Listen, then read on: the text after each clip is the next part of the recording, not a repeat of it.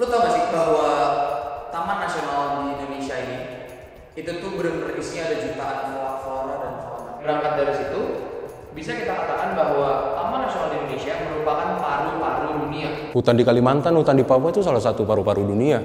Kalau dari kita udah rusak, habis kita. Itu yang tadi lu sampein fakta atau apa sih? Climate change yang terjadi di dunia ya. Dan ini sekarang di Indonesia.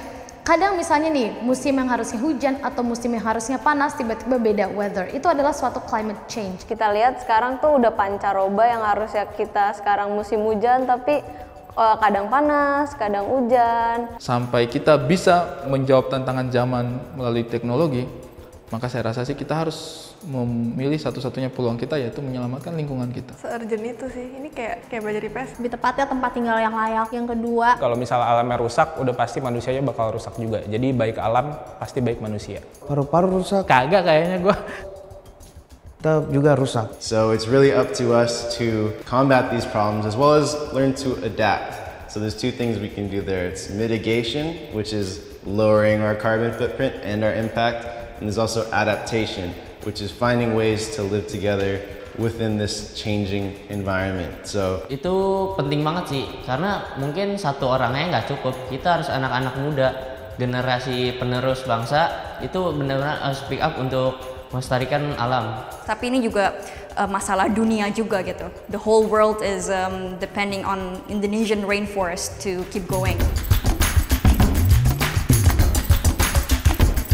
Ya, terus menurut lo kalau Taman Nasional kita rusak, apa yang terjadi? oksigen menipis. Yang pertama gue pasti bakal sedih banget. Saya bener-bener hancur, jadi lebih banyak bencana alam. Longsor, banjir. Soalnya gue ngeliatnya dari turisme ya, itu pendapatannya bisa banyak banget.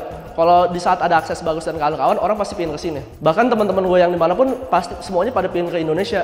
Bayangin kalau alam itu lebih bagus lagi, pasti kita pendapatannya lebih gede juga. Cuman yang pasti ada yang salah dengan culture ataupun tradisi ataupun perspektif orang ngelihat sesuatu, jadinya mereka terlalu mengeksploitasi alam. Alam dilihat sebagai sebuah komoditas yang harusnya alam itu juga sebenarnya akan gersang sih, air akan kurang gitu dari tanah, perlahan-lahan akan hilang yang kita butuhkan. Mendengar itu kita harus malu dan juga mau bergerak sih untuk mengambil tindakan. Jadi mungkin dari kita yang muda-muda kita bisa start traveling. Kalau punah itu bakal ngerusak rantai makanan, dan itu aku nggak tahu efeknya bakal seburuk apa, tapi itu pasti bakal ada berefek buruk. Gara-gara nggak dijaganya alam tersebut, kayak alamnya nanti bakal marah. Jadi sebisa mungkin kita jaga alam tersebut.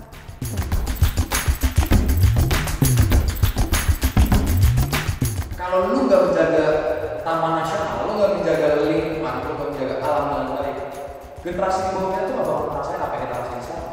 Agar mereka, generasi di bawah kita nanti bisa tetap ngerasain apa yang kita rasain. Akan ngerasa sedih banget sih. Ibaratnya tertib dengan sampahnya, kita nggak buang sampah sembarangan, kemudian mungkin kalau bisa dipilah gitu, kemudian sedapat mungkin menggunakan produk-produk yang bisa digunakan kembali. Mungkin kita juga bisa masuk ke step berikutnya, yaitu saling support satu sama lain buat ngejaga keindahan alam ini. Terus nanam pohon. Tapi jangan kayak rumah lu 2 hektar lu tanamin di situ doang, lu tanamin juga tetangga lu tanamin juga kelurahan lain gitu.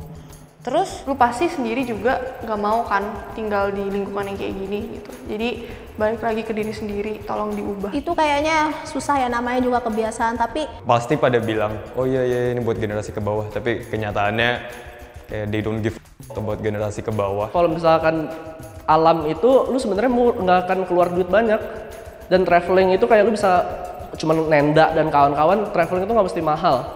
Dan lu bakal dapetin hal yang gue bisa sebut sebagai citizen assembly, di mana kebijakan-kebijakan pemerintah itu nanti bisa dirumuskan secara transparan kepada masyarakat. Dan itu mungkin berdampaknya nanti ke depannya. Dari sekarang lah, mau kapan lagi untuk melestarikan alam, supaya nantinya lu punya anak dan gue punya anak, punya cucu, itu bisa masih menikmati alam hasil Indonesia ini. Karena consequences from ignoring climate change. So I think it's really important to have these Taman Nasional because they give us a connection again to our identity as well as Patut bangga dengan alam Indonesia yang sangat indah gitu kan. Ini merupakan anugerah dari Yang Maha Kuasa untuk melestarikan alam gitu. Nah, mereka akan nyobain kan cara-caranya. Oh, ternyata seru nih. Nah, hal-hal kecil tersebut kalau memang kita berpikir nggak mau lagi deh gue menggunakan sampah-sampah dari bahan makanan yang gue konsumsi yang berupa bahan plastik. Nah, itu tanggung jawab lebih untuk mengedukasi generasi-generasi bawah untuk memprioritaskan alam.